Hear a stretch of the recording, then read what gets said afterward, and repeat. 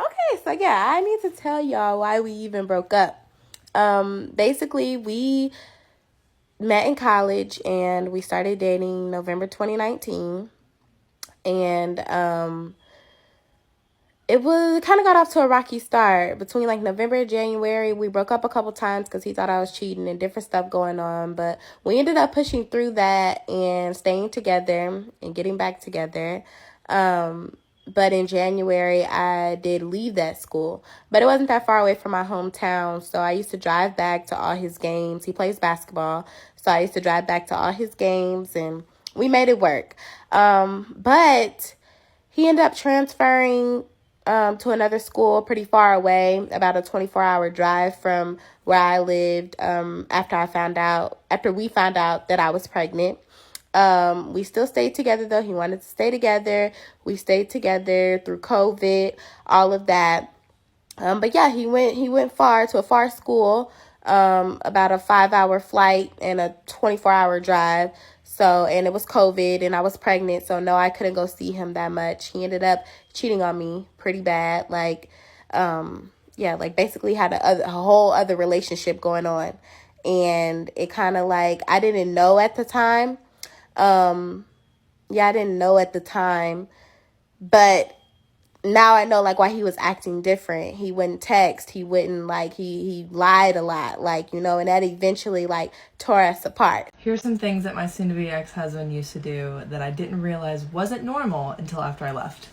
When the Wi-Fi guy came to install our internet, he made me FaceTime him the entire time because he said that I might try and sleep with him, and then he still accused me of sleeping with him, saying that I could have slept with him before I called him or after I hung up the phone. Didn't tell me happy birthday until right before I fell asleep on my birthday, 2 months after we got married.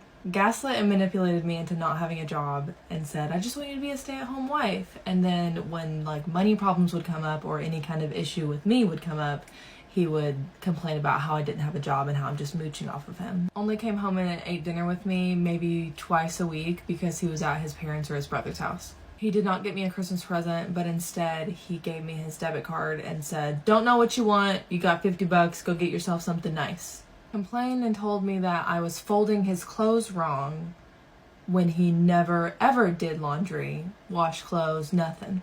He told me over a year after we'd been married and I was pregnant that he wanted multiple wives, and then he was upset that I was upset about it. Got pissed when my parents bought us groceries one time. Told me that he didn't believe that our son was his son, and when I said get a paternity test, he said, I don't even want to because it could be so close to my brother's DNA that you probably slept with that it would just say that it was mine and I would still never know. When the electricity went out on 2 of our rooms, including a bathroom, and our washing machine was broken, and I tried to get him to fix it for about 9 months, he told me that I should have been more grateful and that it was a test to me because people back in the olden days didn't have that kind of stuff, so I should have just been grateful that I had it in the first place, even if it was broken. In this video, we are going to be seeing women sharing why they lost their feelings for the people they once cherished. I would like to hear from you guys. Why did you lose feelings for that particular person that you once loved so very much? You can drop your comment in the comment section. Without wasting a lot of time, let us get into the video. I broke up with my boyfriend today, and not for any crazy reason. No heavy argument, nothing crazy. He's a great person. He's really such a sweet guy. He literally taught me how to love. He's gentle. Whoever gets him is going to be in for such a soft, loving life, right? But I realized I'm a very high output individual, and I have high expectations for my friends, my girlfriends. They'll all tell you, Christina does not want to hear your bullshit. I'm not the friend that you call and vent to unless you want a real solution. If you want me to just listen, I could do that, but make sure you say that in the beginning of the call. But I'm the friend that's going to apply the pressure. I'm going to challenge you. If you tell me your dreams and your goals, I'm going to hold you accountable, and I'm going to make sure you reach them. I'm that friend. I'm going to get you to your goals every single time. And I'm that woman in a relationship as well. My husband, if he has a bad day, I'm going to remind him who the fuck he is. He's a king. You are a boss. You deserve the world. And I'm going to help you get it. I'm the kind of girlfriend that will buy you a fucking car. I'm the kind of girlfriend that will really grind all week just to see you happy at the end of the week. You can call me a pick me. I don't give a fuck. You guys know I don't care. But I'm the kind of girlfriend that will fight for it, that will make it work. I'll cut everybody off. I don't care. Everybody can go. What did Jay-Z say? If the house is on fire, I'm not leaving. I'm not leaving. I am loyal. I am so excited to build a family with somebody that I will cut off my own family because they're so toxic that I will start a whole new family and become a whole new last name, a whole new person, and won't look back. That's how important it is for me to choose a person. He doesn't give me half of that energy. I think that he thinks that just by being good and kind to me and opening my door and bringing me roses every month, and like, I think he thinks that he's going above and beyond. And he's not. Above and beyond is keeping my soul calm, giving me words like, baby, I got you, don't worry. Even if it's not it's never a financial thing between us. It's nothing like that. It's just like, I need you to be certain about me. I need you to know this is my partner. I don't play about her.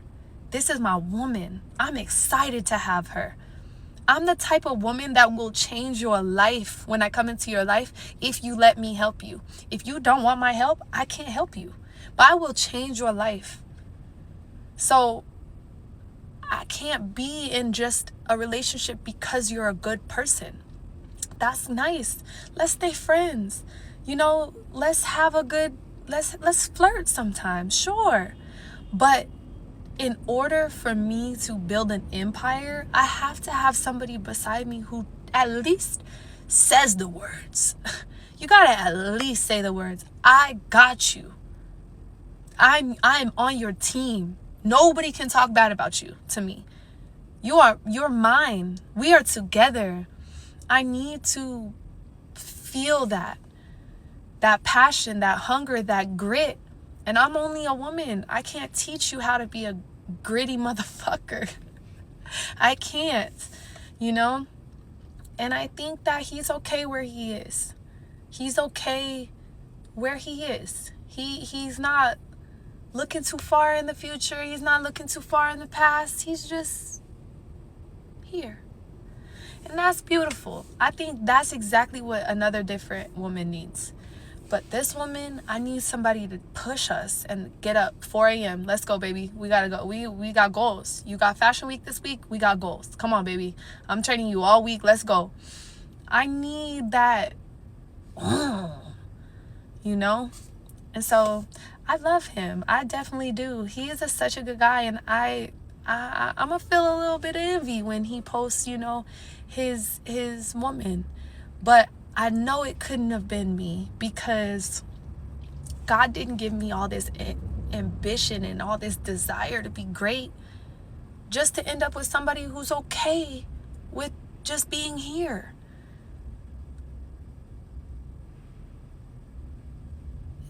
That doesn't make sense. It doesn't make sense. Men get too much credit for being a good person, for opening your door. Men get too much credit for bringing you flowers sometimes.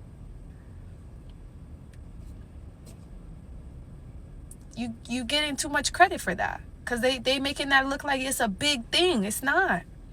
That's requirements. That's like waking up and brushing your teeth, baby. I deserve the world because I'm going to bring you the world. So what are you bringing me back? What are you feeding my mind? What are we talking about right now? Like, you want to read together? Like, what do you want to do? How do we level each other up? How do we both level each other up? And how do you teach me to calm down a bit? Words, actions. Christina, I got you, baby. I know you get anxious. You getting anxious. I could feel you getting anxious. Come here, give me a kiss. I got you. Oof. God, yes, Lord, I'm gonna wait. I'm gonna be patient, Lord. I called off my engagement and ghosted my fiance. I already feel emotional, but I want to share this because I want to help other women. First of all, 5 years ago, he and I dated, and he ghosted me when I was traveling. So he seemed very, very genuine. and he just wanted to, try dating again. So I really liked him 5 years ago, so I gave it another try. So let's get into the red flags, because it ended up being a really, really, really bad situation that I had to leave immediately. So here were the red flags that I did not pay attention to. First of all, him ghosting me years ago. Major red flag. Second red flag. This is a big one. I know that I can't say this on the internet, so I'm just gonna say he sexually occulted me. Okay. He crossed some boundaries, okay? And yeah, he did that 2 times. Okay, he did that twice. Both times I curled up in a ball crying. Anyway. Third red flag. If I asked questions about his ex specifically, he would get defensive. And I had like a gut feeling that there was something off there, so that's why I was even asking in the first place. And he would just not want to talk about it. And he would say it's because like he hated her and stuff, you know what I mean? So I tried to respect it. And then we got engaged, right? And then something happened a week after we got engaged, but I gotta tell you in part 2. When I was 22, I decided to end my 5-year relationship that I was in. It was just something that was like basically building up. We were on 2 different pages in life. I was still really young and I felt like I hadn't done a lot of things. I never got to live on my own. And the person that I was dating wanted to move into a house, wanted me to move in, was talking about marriage, and I just wasn't ready for any of it. And I felt in my gut that it wasn't the right thing to stay with this person. So I made the decision to break it off. And I can honestly say that is one of the absolute best decisions I've ever made for myself. After that happened, I basically spent 2 years being independent, getting my own apartment, getting the car that I wanted, doing all the things that I felt like I was held back from doing when I was in this relationship. I got to party with my friends. I got to travel. I got to meet people. I got to date. And I feel like in your early 20s, all of that is honestly just really important. It helps you grow as a person, get life experiences.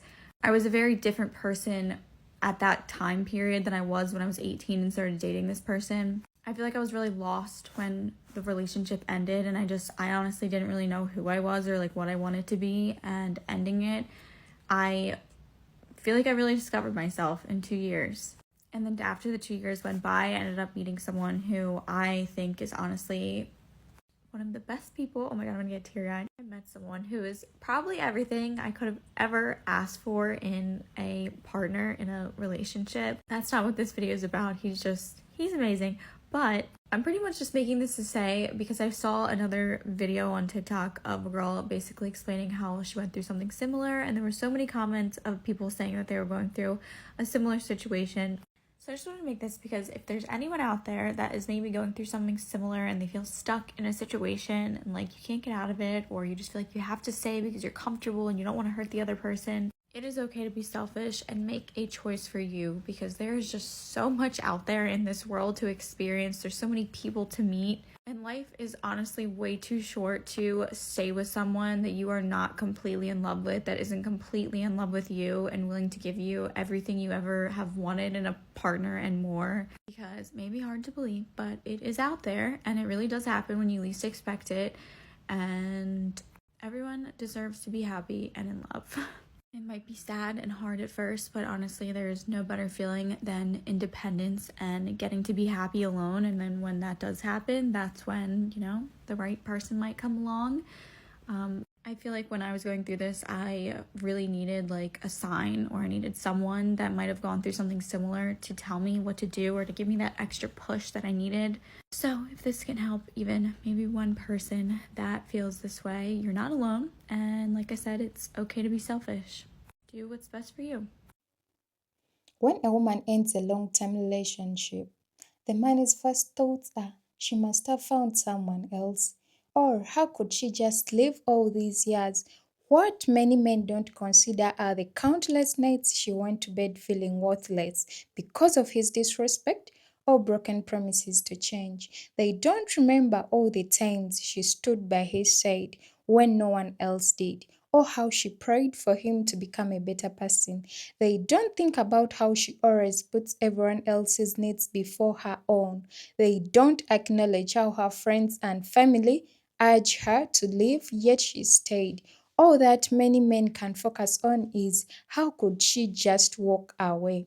Men don't realize that a woman doesn't fall out of love because of another man's because of another man. She falls out of love because of broken promises, lack of effort, poor communication, neglect, and lack of empathy. A man doesn't lose her to someone else. He loses her because of his own actions.